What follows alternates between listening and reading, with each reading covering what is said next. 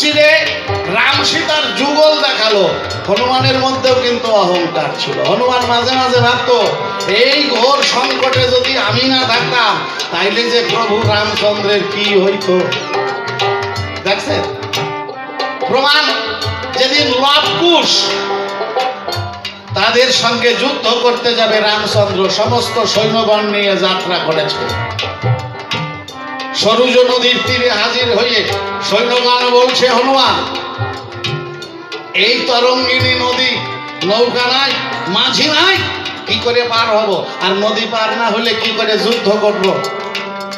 হনুমান বলছে, আমি তোমাদের নদী পার করার ব্যবস্থা করিয়ে দিচ্ছি। হনুমান লেজের দ্বারাই একটা সেতু বানাইয়ে দিল।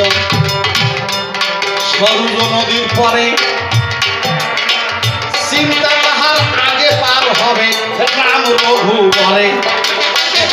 হনুমান ভাবছে আগে আমার প্রভুকে পার করব, তারপরে সব সৈন্যগণ পার হয়ে যাবে, আমরা যুদ্ধ করতে যাব।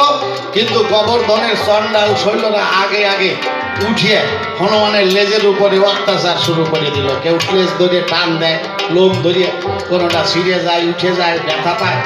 হনুমান দন্ত কর্মর করিয়ে মনে মনে কয়, হারামজাদার দল, আমি তোদের নদী পার হওয়ার জন্য সেতু বানাইয়ে দিছি, আমার লোম ছিঁড়ার জন্য সেতু বানাই দিলাম নাকি? দাঁড়া, দেখেন অহংকারে যদি লেজ গুটাইয়া নিল, সেতুর শত সৈন্য সব জলেতে মজিল। কেউ কেউ গিয়ে গোবর্ধনকে বলছে, মহারাজ আপনার সৈন্যগণ তো সব জল খাইয়াই মারা যাচ্ছে, যুদ্ধ করবেন কি দিয়ে? গোবর্ধন বলছে, দেখো হনুমান রাম ভক্ত, আর সেই রামচন্দ্র আমাকে একদিন মিতা বলে আলিঙ্গন দিয়েছিলেন। তো যেদিন থেকে আমাকে মিতা বলে আলিঙ্গন দিয়েছে, আমি সেদিন থেকে মান ছেড়ে মতি ধারণ করেছি। এটা হচ্ছে সাধনার এক একটা পর্ব। দাস্যরসের পরে গোবর্ধন হচ্ছে সখ্যরসের ভক্ত, তাই না? দাসের উপরে সখ্য, সখ্য হলে উত্তম বলেছে। তো দাসের উপরে সখ্যরস বিরাজ করে, সেইটাই বুঝাবার তরে আমি কথাগুলো বলছি। তাহলে হনুমান সেতু বানাইছিল, আবার অহংকারে লেজ গুটাইয়ে নিল, সবাই বিপদগ্রস্ত হয়ে গেল। হনুমানের চিন্তা, আমি ছাড়া এই বিপদে ত্রাণকর্তা আর কেউ না। কিন্তু গোবর্ধন যখন শুনিল, শোনে নাকি এমন, নয়ন জলে ভাসতে লাগলো রাজা গোবর্ধন।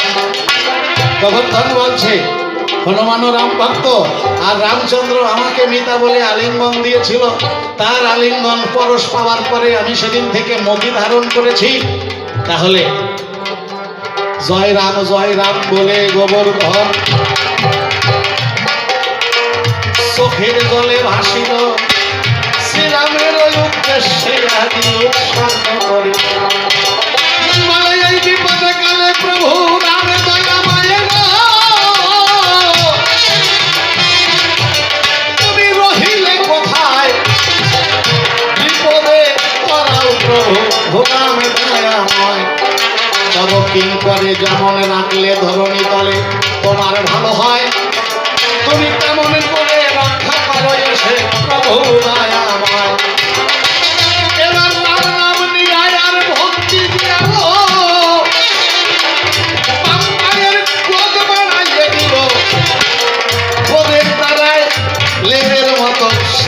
হইয়া গেল।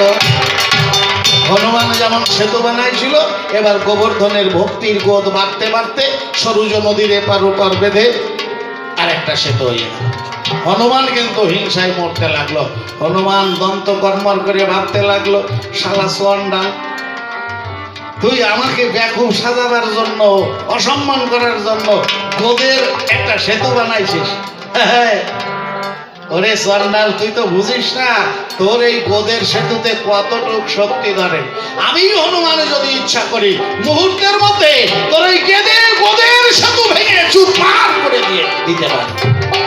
আমার পদভার একটা পর্বত সইতে পারে না, আর সামান্য তোর একটা গোদের সেতু। অহংকারে যোগের শক্তিতে হনুমান দেহে পর্বতের ভার আকর্ষিল, লক্ষ্য দিয়ে গোদ ভাঙিতে গোবেতে উঠিল সর্বশক্তি প্রয়োগ করে গো হনুমানের ঝাঁকি ঝুঁকি দেয় কিছুতে আজ গোদার গোদ মরে না মহারাজ। বাংলা তো দূরের কথা, সমস্ত শক্তি দিয়ে হনুমান গোদটাকে নাড়াতেও পারল না। হনুমান ভাবছে সামান্য গোদের সেতু এত শক্তি পায় নাকি। হঠাৎ তাকাইয়ে দেখে জলের তলার থেকে রক্ত উঠছে। এইবার হনুমান জলে ছাপ দিয়ে পড়িল, যাহা দেখিল তাহাতেই মনে ভ্রম ভাঙিয়া গেল। হনুমানের দর্প চূর্ণ হয়ে গেল। কেন? অহংকারে যে গোদের সেতু হনুমান করতে চাহেছে চুরমার, মাথায় দাঁড়াইয়ে আছে প্রভু মারা। ভক্তের সেতু মাথায় করে গো ভগবান আছে দণ্ডায়মান। ওরে নাকে মুখে রক্ত ছুটেছে দেখলো হনুমান। চোখের জলে আজ হনুমান বলে গো প্রভু আমি ক্ষমা ভিক্ষা চাই, ক্ষমা করে ওই চরণে দেবে আমায় ঠাই। ক্ষমা করে ওই চরণে তুমি আমাকে ঠাই দেবে। রামচন্দ্র বলছে হনুমান তুমি ক্ষমার অযোগ্য অপরাধ করেছ, তাই আমার কাছে তোমার ক্ষমা হবে না।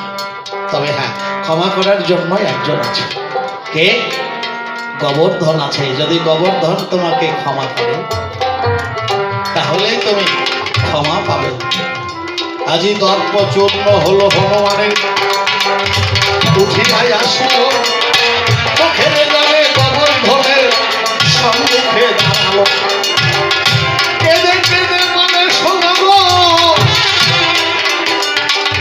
রাজা গোবর্ধন, যেই রাম সেই তুমি শ্রীলাম এখন বড় অপরাধে করেছি খুনো গো। তব রাঙ্গপায় ক্ষমা করে জায়গা দাও আমায় চরণের সাথে। এই বলে হনুমানের যদি গো গোবর্ধনের চরণে পড়তে গেল, হনুমান বাহু বেষ্টনে তাকে বক্ষেতে ধরিল। ভক্ত আর ভগবানে গো ভক্তে ভক্তে মধুর মিলন